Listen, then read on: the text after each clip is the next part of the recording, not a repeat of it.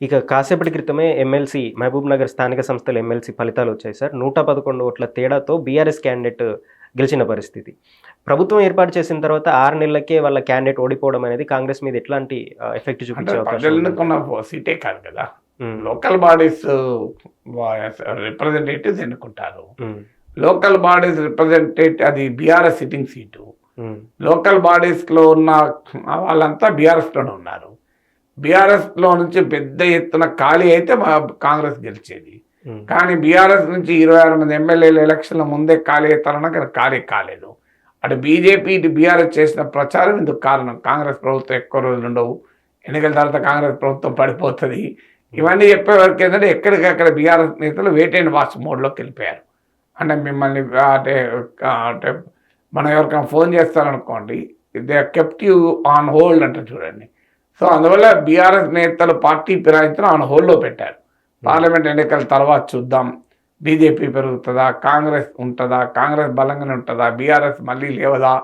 So ఈ questions అన్నీ ఉండడం వల్ల ఎక్కడా క్షేత్రస్థాయిలో భారీ ఎత్తున బీఆర్ఎస్ నుంచి వలసలు వస్తాయని అన్నారు కానీ రాలే, కొన్ని చోట్ల వరకు మాత్రమే పరిమితమైంది. సో అందువల్ల మహబూబ్‌నగర్లో కూడా జరిగింది అదే, బీఆర్ఎస్ నుంచి పూర్తి స్థాయిలో వలసలు రాలేదు. అందుకే కాంగ్రెస్ ప్రభుత్వం 10 ఏళ్ల పాటు ఉంటుంది, ఇక తిరుగులేదు కాంగ్రెస్ కన్నా నమ్మకం కలుగుతలేదు. బీజేపీ ఎమర్జెన్సీ వల్ల ఏమవుతుందో రాజకీయ పరిణామాలు ఉన్నాయి. అందులో బీఆర్ఎస్ ఎమ్మెల్యేలు కూడా ఊహించిన స్థాయిలో వెళ్ళలేము, ముగ్గురే వెళ్ళారు. చాలామంది వెళ్ళిపోతారు. అప్పుడు పార్లమెంట్ ఎన్నికల తర్వాత ఏం జరుగుతుందో చెప్పలేము. అందువల్ల ఇప్పుడు జరిగిన కాంటెక్స్ట్ ఏంటంటే బీఆర్ఎస్ ఇంకా ఖాళీ వలసలు భారీ ఎత్తున లేవు. ఆ సమయంలో ఎమ్మెల్సీ ఎన్నికలు జరిగాయి కనుక సహజంగానే అడ్వాంటేజ్ ఇస్తుంది కదా. సో ఈ గెలుపుతో బీఆర్ఎస్ మళ్ళీ బ్యాక్ టు ఫామ్ వచ్చే ఛాన్స్ ఉందంటారా? ప్రజల్లో జరిగిన ఎన్నికలే కానప్పుడు బ్యాక్ టు ఫామ్కి ఒక ఎన్నికతో ఎట్లా వస్తుంది? హ్మ్. అసలు ఎమ్మెల్సీ ఎన్నికలు ప్రత్యక్ష ఎన్నికలు కావు, స్థానిక సంస్థల ఎన్నికలు. ప్రత్యక్ష ఎన్నికలు అనేది గ్రాడ్యుయేట్ టీచర్స్ ఉంటారు. టీచర్ చాలా చిన్న సెక్షన్, గ్రాడ్యుయేట్స్ కూడా చదువుకున్న వాళ్ళే ఓట్లేస్తారు.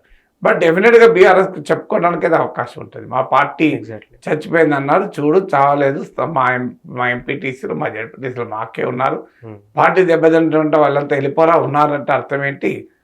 అందువల్ల ఎమ్మెల్సీ కూడా మేము గెలిచాం, బీఆర్ఎస్ ఈ స్టిల్ అలైవ్, బీఆర్ఎస్కు డోకా లేదు అని చెప్పడానికి మాత్రం డెఫినెట్గా ఉపయోగపడుతుంది.